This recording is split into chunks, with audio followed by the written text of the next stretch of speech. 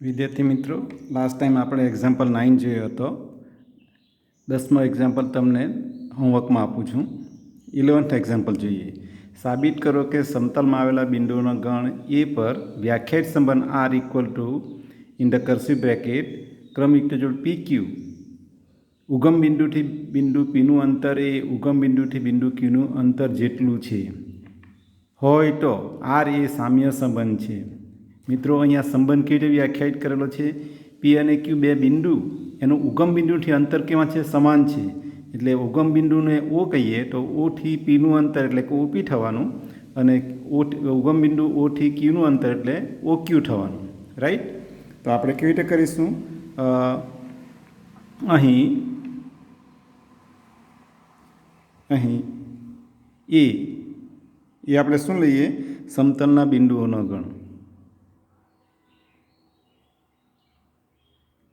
સમતલના બિંદુઓનો ગણ.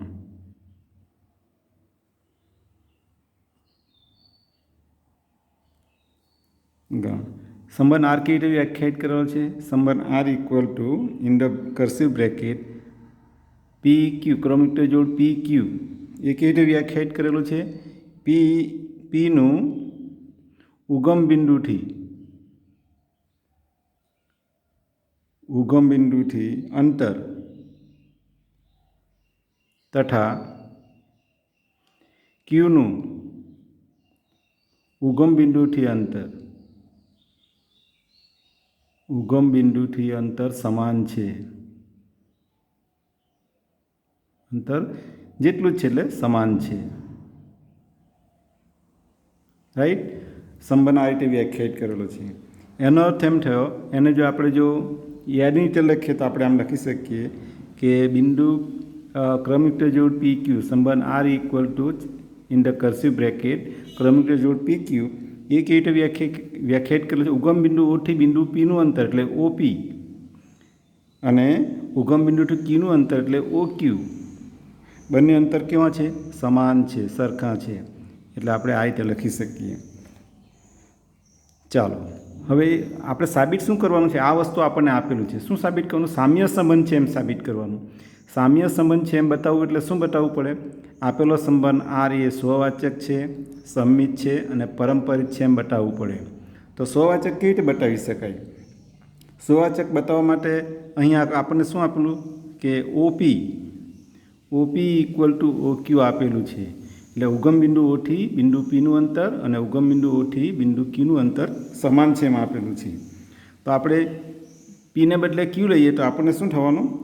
બિંદુ પીની સંબંધમાં પી અને ક્યુ પર આપણે બિંદુ પી જ લઈએ તો પી બિલોંગ્સ ટુ આર લઈએ તો શું થવાનું? તો શું થશે? બોલો જાઉં. શું થશે? OP PP belongs to R for all P belongs to A. For all P belongs to A. ચાલો, PP belongs to R એટલે શું? બિંદુ ઉગમ બિંદુથી બિંદુ પીનું અંતર સમાન જ થવાનું ને. એટલે OP ઇક્વલ ટુ OP જ થવાનું. એટલે સંબંધ P કેવો થવાનો? સંબંધ R કેવો થવાનો? સ્વવાચક થવાનો. માટે R એ સ્વવાચક છે. સમજી લો. અહીંયા આપણે પી ક્યુને બદલે પણ પી બિંદુ લીધું છે. સ્વવાચકમાં XX એ એટલે અહીંયા PP છે. એટલે ઉગમ બિંદુથી પીનું અંતર સરખું જ થવાનું. માટે શું થવાનું? આર એ સ્વવાચક છે. ચાલો, હવે આપણે સમિત સંબંધ માટે વિચારીએ તો શું લેવાનું? P Q belongs to R. સમિત સંબંધ બતાવવા માટે શું બતાવવાનું? QR બિલોંગ્સ ટુ આર એમ બતાવવું પડે. QP બિલોંગ્સ ટુ આર એમ બતાવવું પડે. તો સંબંધ આર કેવી રીતે વ્યાખ્યાયિત કરેલો? PQ જ્યાં OP ઇક્વલ ટુ OQ એટલે કે OP equal to OQ. Right? એને આપણે આમ પણ લખી શકીએ OQ ઇક્વલ ટુ OP આમ પણ લખી શકાય. અને આજુ હોય તો આપણે એમ લખી શકીએ બિંદુ PQ ક્રમયુક્ત PQ બિલોંગ્સ ટુ આર એમ કહી શકીએ. માટે આર શું થવાનો? આર એ સંમિત છે.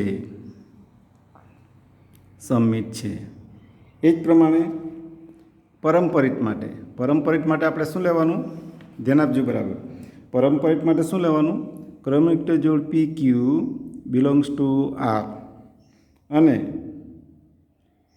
क्रमिक जोड़ Q M belongs to R लईए तो आनुं अर्थघटन शुं थशे? आ इम्प्लाइज शुं लखी शकाशे आपणे?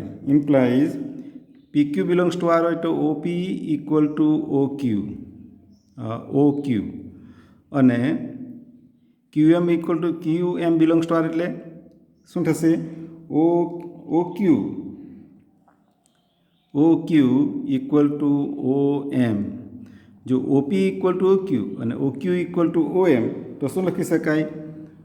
Implies O P equal to O M लखी शकाय।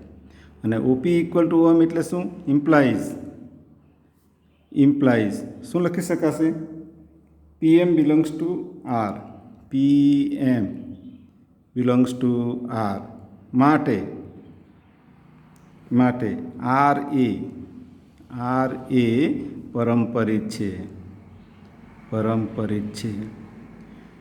हवे जुओ आर ए परम्परित होय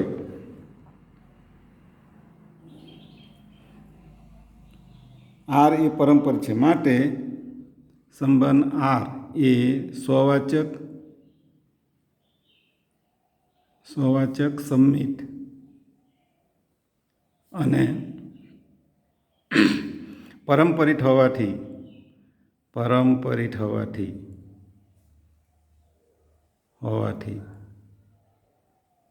ते साम्य संबंध छे। ओके आगळ शुं मागेलुं छे?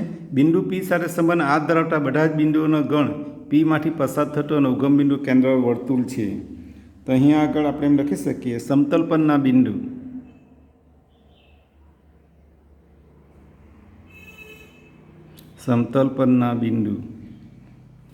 पी નું ઉગમ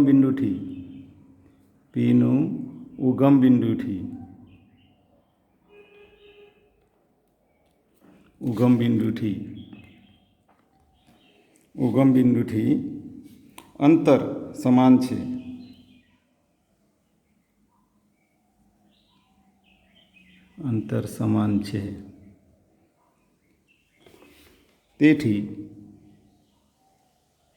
તેથી શું થશે?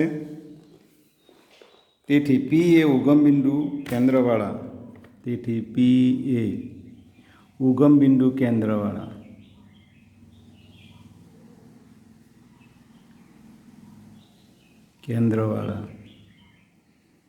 વર્તુળ પરનું બિંદુ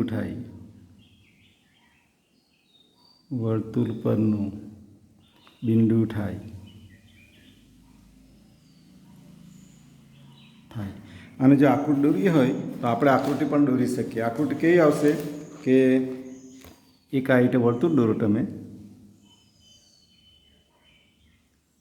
વર્તુળ દોરીએ તો અહીં આગળ આપણે અનેક રેખા આ ઉગમ બિંદુ ઓ એનું પીથી આ પીથી અંતર, પછી આ બીજું બિંદુ લઈ શકીએ, ત્રીજું બિંદુ લઈ શકીએ, ચોથું બિંદુ લઈ શકીએ, આમ લઈ શકીએ। एक समान बधा अंतरो केवा समान है। आ अंतर त्रिज्या सरखी थवानी એટલે બધા આપણું વર્તુળ આવશે। ओके ચાલો એ જ પ્રમાણે એક્ઝામ્પલ નંબર 14 જુઓ। એક્ઝામ્પલ નંબર 14 XY સમતલની બધી જ રેખાઓના ગણ L લો અને L પર સંબંધ R ઇક્વલ ટુ છગડીયા કૌંસમાં L1 L2 એ કેવી રીતે વ્યાખ્યાયિત કરેલ છે? સંબંધ કેવી રીતે વ્યાખ્યાયિત કરેલો તે જુઓ। રેખા L1 ની રેખા L2 ને સમાંતર છે।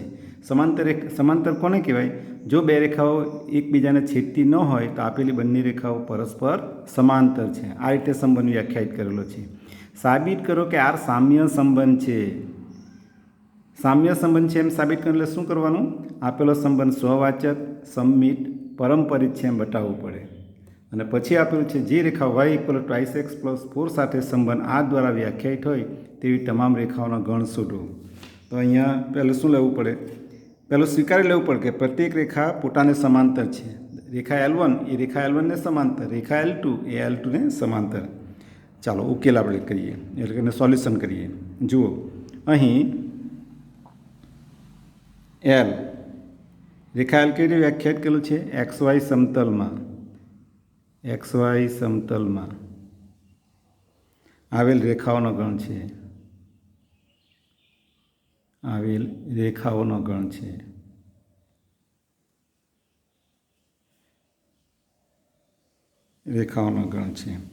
સંબંધ આર શું આપેલો છે? જુઓ, સંબંધ આર ઇક્વલ ટુ ક્રમયુક્ત જોડ L1 L2 બે રેખા છે L1 અને L2. સંબંધ કેવી રીતે વ્યાખ્યાયિત કરેલો છે? L1 એ રેખા L2 ને સમાંતર છે, એટલે આપણે આમ લખીએ કે રેખા L1 સમાંતર રેખા L2, આ રીતે વ્યાખ્યાયિત કરીએ. બરાબર ને? ચાલો હવે સ્વવાચક માટે તો જુઓ, L1 દરેક રેખા પોતાને સમાંતર જ હોય, એટલે L1 સમાંતર L2 L1 જ થવાનું. માટે આપણે લખી શકીએ રેખા L1 L2ની જગ્યાએ L1 લઈએ છીએ. L1 belongs to R for all L1 belongs to સમતલ L, રાઈટ. માટે સંબંધ R એ સ્વવાચક છે.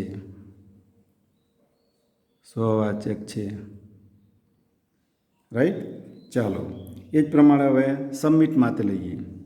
સબમિટ માટે આપણે લઈએ કે ક્રમયુક્ત જોડ L1 L2 belongs to R. સંબંધ કેવી રીતે વ્યાખ્યાયિત કરેલો છે? L1 L2 belongs to R હોય તો L1 સમાંતર L2, એટલે આપણે અહીં લખીએ L1 સમાંતર L2, રાઈટ. તો L1 સમાંતર L2 હોય તો L2 પણ L1 ને સમાંતર થાય. એનો અર્થ એમ થયો implies L2 L1 belongs to R. એટલે જો L1 L2 belongs to R implies L2 L1 belongs to R. માટે સંબંધ R સમિત સંબંધ છે. રાઈટ. ચાલો ત્રીજું લઈએ. ત્રીજું આપણે કોના માટે લેવાનું? પારંપરિક સંબંધ માટે લેવાનું.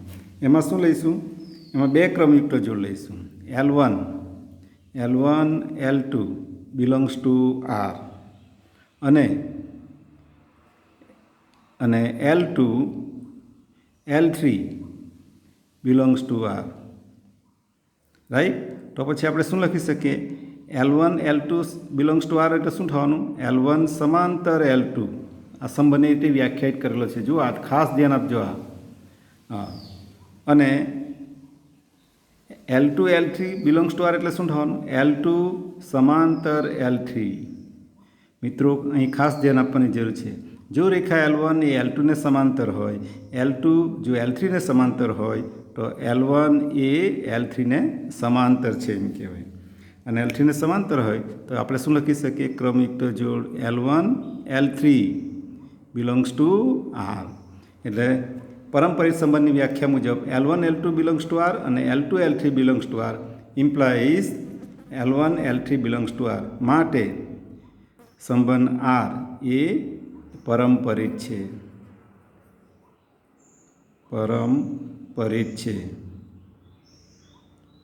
રાઈટ.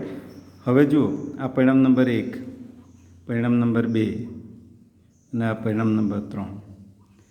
એટલે અહીં સંબંધ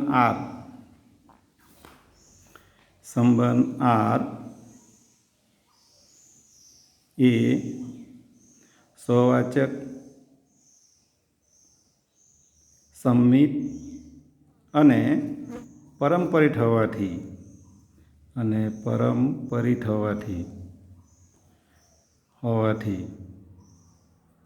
R એ સામ્ય સંબંધ